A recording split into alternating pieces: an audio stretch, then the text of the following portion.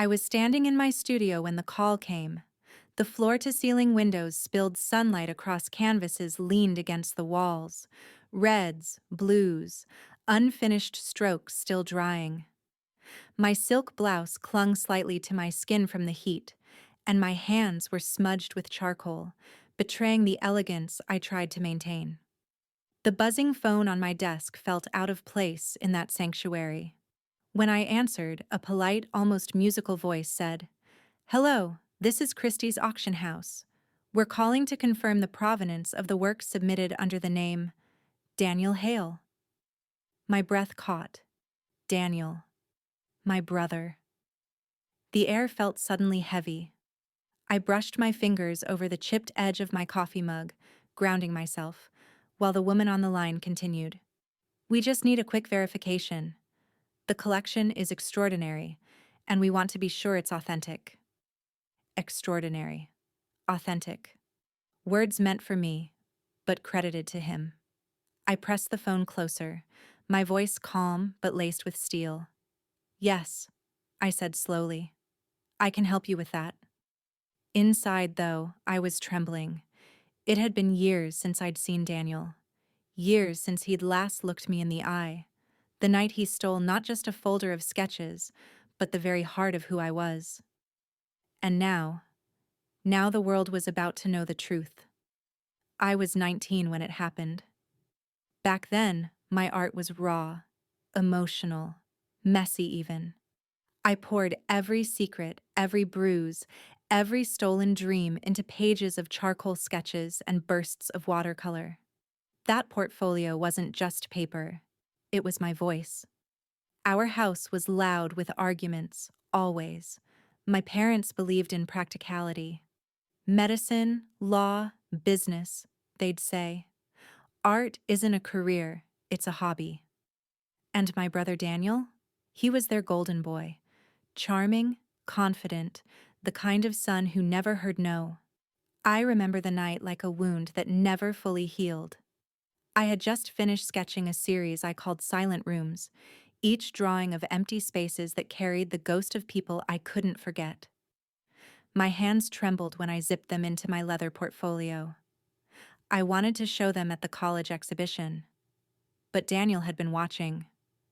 "Nice doodles," he mocked, flipping through them with a smirk. "They're not doodles," I whispered, hugging the folder to my chest. He laughed. "Relax. No one's gonna pay money for your sad little paintings." The sting of dismissal was sharp. And yet, 2 days later, the portfolio was gone. I searched every corner of the house, my heart pounding, until I found the empty zipper case tossed carelessly under his bed. My drawings were gone. When I confronted him, his eyes glittered with something I'd never seen before. "What are you going to do, huh? Tell Mom and Dad? They don't believe in this nonsense anyway." My throat tightened so hard it hurt. I could barely breathe, let alone speak. The only thing that kept me from collapsing was a gift my grandmother had given me just months before. A set of old brushes in a velvet pouch. She had pressed them into my palm and said, "Create. No matter who listens. The canvas will always hear you." That night, with my heart in pieces, I packed a bag, slipped her brushes into it, and walked away from home. The first years were brutal. I rented a room so small I could stretch out my arms and touch both walls. The radiator clanked in winter but never warmed the space enough. I worked at a diner during the day, pouring coffee for strangers, then painted under a flickering bulb at night. I doubted myself constantly. Every rejection letter from galleries felt like proof Daniel had been right.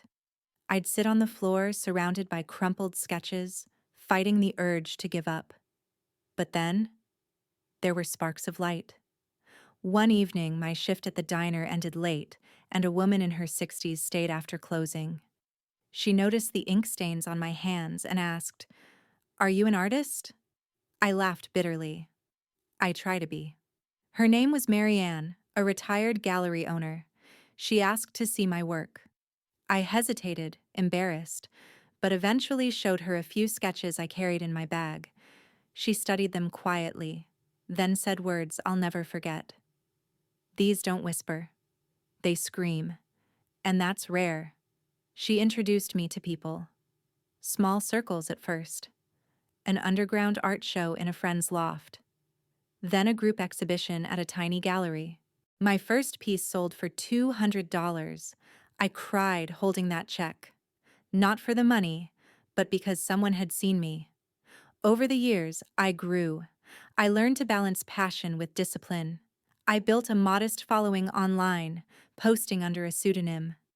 I kept my family in the dark. Updates were vague. I'm doing fine, work's busy.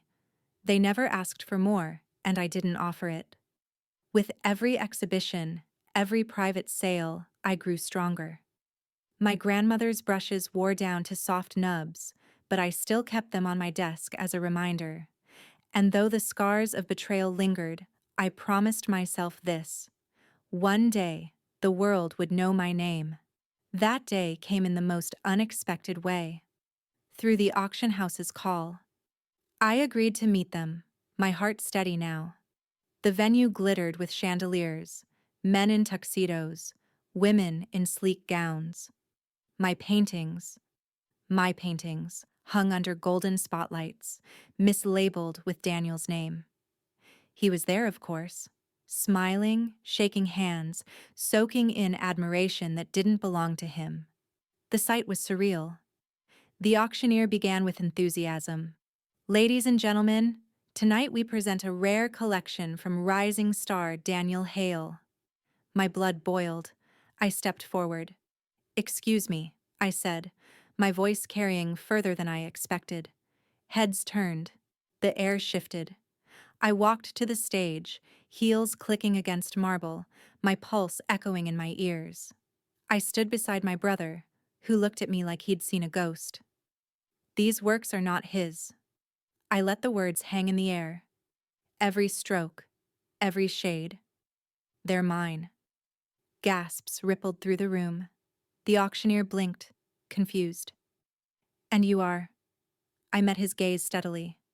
"The artist, the true creator of these works, and I can prove it." I handed over documents, dated sketches, original drafts, contracts with galleries under my pseudonym. The evidence was undeniable. The silence that followed was delicious. Daniel's face drained of color. He sputtered, "She's lying, she's—" But his words were drowned by murmurs, the weight of truth pressing down on him. Collectors leaned in, studying me now with new respect. The auctioneer cleared his throat. "It appears we have a significant correction to make." I turned to Daniel, my voice low but sharp enough to cut. "You stole from me once, but you can't steal my name, my journey, or my worth. Not anymore." The applause that erupted wasn't loud, but it was steady. A recognition. A vindication. Afterward, Daniel tried to corner me. His arrogance had crumbled into desperation. "You can't ruin me like this," he hissed. "We're family." I looked at him for a long moment. Once, those words would have broken me, but now, they only made me stronger. "I'm not here to ruin you, Daniel," I said softly. "You did that yourself. I'm here to reclaim what's mine." Our parents arrived soon after, bewildered and humiliated. They fumbled with excuses, minimizing the betrayal, pretending ignorance. But I no longer needed their approval. Still, I laid down conditions. "If you want me in your lives, things change. Daniel, you acknowledge my work publicly, every stolen piece. You learn accountability. Mom, Dad.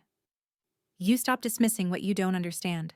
You respect my voice, or you lose it entirely." They gaped at me. Not used to this version of me, the woman who stood tall, unshaken, untouchable. I wasn't cruel. I didn't scream. My tone was calm, but every word landed like a hammer. For once, they had to listen. Weeks passed. The scandal faded from headlines, but the truth remained. Collectors sought me out, not because of the drama, but because of the raw power in my work. My career soared higher than I'd dreamed. Daniel, he disappeared from the spotlight. I don't know if he'll ever change, but that's no longer my burden.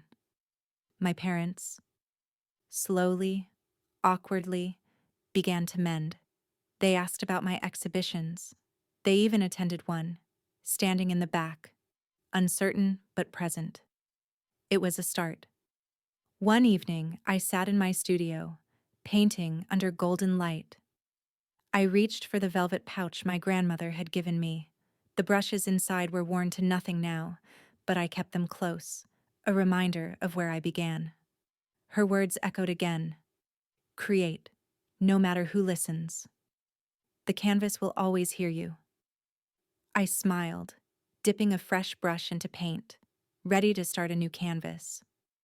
And for my final voiceover line, the truth I had waited years to speak. My brother stole my art portfolio, but he could never steal the woman I became. And when the auction house called, the world finally knew the truth.